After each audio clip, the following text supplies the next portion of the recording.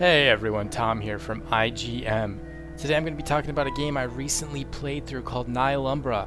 It's a quiet little platformer that, had it not been greenlit earlier this fall, it probably would have flown under the radar of most PC gamers. If you've already heard of Nihilumbra, you more than likely heard about the iOS version, which Beautifun Games released in 2012. Apple promoted the game as a hidden gem and called Nihilumbra one of the best games of the year. That's incredibly high praise for a game developed only by a small team in a town outside of Barcelona, Spain. To get right into things, Nihilumbra is a puzzle platformer where players control a little shadowy dude attempting to figure out who he is, where he is, and what the heck is with all the purple nastiness everywhere. Our little shadow man finds color flowers, which then give him abilities related to that color. For example, green makes bouncy grass, blue makes slippery ice, brown makes sticky poo, red makes lava, and yellow, well, I don't want to ruin everything, but here's a clue. Anyway, as you can see, the various elements come in handy when it comes time to solve the puzzles found in Nihilumbra's levels.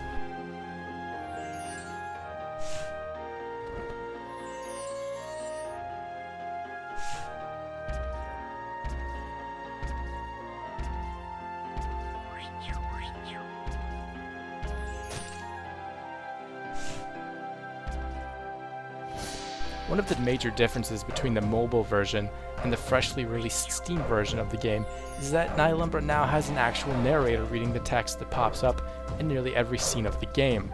The voice actor that Beautifun Games hired to read the script has a lovely voice, and I wish him only the best, but holy purple goo, Batman, I had that dude muted in a matter of minutes. It wasn't that he was annoying, or even that the writing was bad, it was that Nihilumbra simply doesn't need a narrator. For one, I was able to read the text way faster than the guy was reading it to me, so what ended up happening was, "You will need more moment. This is a beautiful place. You were born from the void." And that just absolutely slaughtered the mood that the game was working so hard to create. My dislike of the narrator falls within the John Locke philosophy of, "Don't tell me what I can do!" Or in this case, "Don't tell me what I can do." No one likes being bossed around, and it's that reason that characters like the Owl in Ocarina of Time and the Mole in Banjo-Kazooie are all neighbors with Jar Jar Binks in one of the 7 circles of nerd hell. Luckily, the option to mute the narrator exists, and you can bet your assumptions are correct that I did indeed have the mute this dude box checked. People simply don't like being told what to do, and for some psychological reason, reading instructions is way better than someone else reading them to me. So once I had the narrator muted, I had defeated the most frustrating part of the main game. And that brings us to the overall difficulty level of Nihilumbra. I'm not sure, but I think the developers named the 2 difficulty options Goo Goo Gaga and We Can't Even Beat Our Own Game at this point. The difference in difficulty between the initial playthrough compared to the Void mode, which unlocks after completing the entire game, is ridiculous. Here, just look at this clip of me playing through the second to last level on the initial playthrough.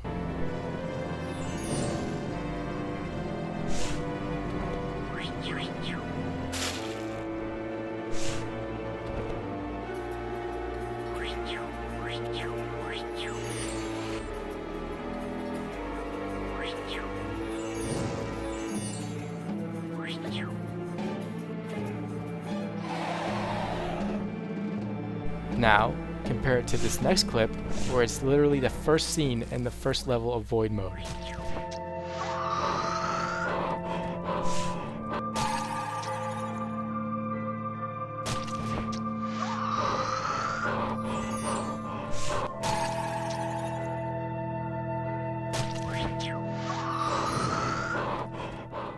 Now, that's not to say the initial playthrough is a breeze.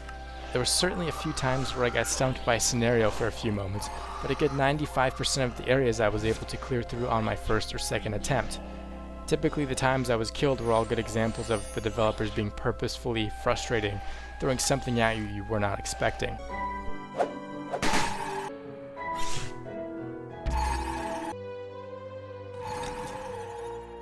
But, to Beautifun Games' credit, checkpoints were abundant, so dying was never that big of a setback.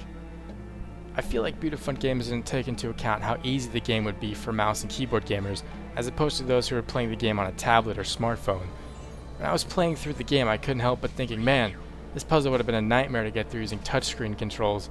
While I've never played the mobile version of Nihilumbra, I would wager all the purple goo in the world that I'm correct about that.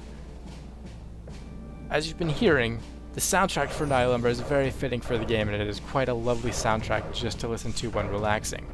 Fun fact, the full soundtrack is up on Spotify. Alvaro Lafuente did a fantastic job composing the music, and Nihilumbra's soundtrack is one I've already shuffled into my playlists. There is a story to Nihilumbra, but it is pretty predictable, and once you start picking up on things sprinkled through the environments, you'll be able to piece things together relatively quickly. The game culminates with a revelation that falls along the lines of, you are you, and should love you for being you, which is nice, but felt trite. But hey, if it helped even one person out there and turned their frown upside down, well then I suppose it's all worth it. Nihilumbra is out now on Steam for $9.99, which in my opinion is a bit steep, considering the mobile version is only $2.99, and from what I saw is largely the same game. So take that into consideration if you have an iOS device. Currently, Nihilumbra is not available for Android devices, but as I understand it, an Android version is in the works. With an easy-to-fix narration issue, a strange difficulty disparity, a beautiful soundtrack, and a decent story, I feel that Nihilumbra is deserving of a 7 out of 10. Thank you so much for watching and sticking around through the end. Check the show notes below for all the relevant links. Be sure to like the video if you did, and subscribe to the channel to keep up with our latest content. As always, you can follow me on Twitter at TomScott90 and the Indie Game Magazine at IndieGameMag. If you'd like me to review your game, please shoot an email to editors@indiegamemag.com and put video review for Tom in the subject line. I'll see you guys next time.